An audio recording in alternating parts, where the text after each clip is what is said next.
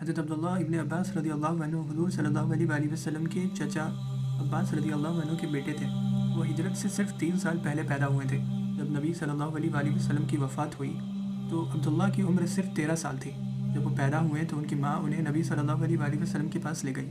آپ صلی اللہ علیہ وآلہ وسلم نے اپنا لعاب دہن سلائیوا بچے کی زبان پر لگایا اس سے پہلے کہ وہ دودھ پینا شروع کرتا۔ یہ عباس رضی اللہ عنہ کے خاندان اور نبی صلی اللہ علیہ وآلہ وسلم کے درمیان اس گہری محبت اور تعلق کا آغاز تھا جو پوری زندگی رہا۔ جب عبداللہ تھوڑے بڑے ہوئے، سمجھدار ہوئے، تو وہ ہر وقت نبی صلی اللہ علیہ وآلہ وسلم کی خدمت میں رہنے لگے۔ جب آپ صلی اللہ علیہ وآلہ وسلم وضو کرنا چاہتے تو عبداللہ بھاگ کر ان کے لیے پانی لاتے۔ نماز کے دوران وہ آپ صلی اللہ علیہ وآلہ وسلم کے پیچھے کھڑے ہوتے اور سفر یا مہم پر بھی ان کے ساتھ رہتے۔ اس طرح عبداللہ نبی صلی اللہ علیہ وآلہ وسلم کے سائے کی طرح بن گئے اور ہمیشہ ان کی صحبت میں رہے۔ ہر وقت چوکس رہتے کہ نبی صلی اللہ علیہ وآلہ وسلم کیا کر رہے ہیں اور کیا فرما رہے ہیں۔ ان کا دل پرجوش تھا اور ذہن بالکل صاف۔ وہ نبی صلی اللہ علیہ وآلہ وسلم کی باتوں کو کسی ریکارڈنگ مشین کی طرح یاد کر لیتے تھے۔ اسی محنت اور بعد میں کی گئی ریسرچ کی وجہ سے عبداللہ مسلمانوں کے سب سے بڑے علم والے صحابی بن گئے۔ کہا جاتا ہے کہ انہیں نبی صلی اللہ علیہ وآلہ وسلم کی 1660 احادیث یاد تھی جو بخاری اور مسلم کی کتابوں میں درج ہے۔ نبی صلی اللہ علیہ وسلم اکثر عبداللہ کو اپنے قریب کرتے، ان کے کاندھے پر ہاتھ رکھتے اور دعا فرماتے، اے اللہ اسے دین کی گہری سمجھ عطا فرما اور اسے چیزوں کا پورا مطلب اور تشریح سکھا۔ اس کے بعد بھی کئی موقع پر آپ صلی اللہ علیہ وسلم نے اپنے چچا زاد بھائی کے لیے یہ دعا فرمائی تھی۔ جلد ہی عبداللہ ابن عباس کو احساس ہو گیا کہ ان کی زندگی علم اور معلومات حاصل کرنے کے لیے ہے۔ نبی صلی اللہ علیہ وآلہ وسلم نے ان کے لیے صرف علم ہی نہیں بلکہ حکمت کی بھی دعا فرمائی تھی۔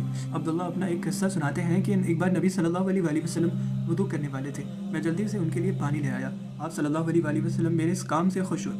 جب نماز شروع ہونے لگی تو آپ صلی اللہ علیہ وآلہ وسلم نے اشارہ کیا کہ میں ان کے برابر میں کھڑا ہو جاتا ہوں، لیکن میں پیچھے کھڑا رہا۔ نماز ختم ہونے پر آپ صلی اللہ علیہ وآلہ وسلم نے پوچھا، عبداللہ تمہیں میرے برابر کھڑا ہونے سے کس چیز نے روکا؟ میں نے جواب دیا، آپ میری نظروں میں اتنے عظیم ہیں کہ میں آپ کے برابر کھڑا نہیں ہو سکتا تھا۔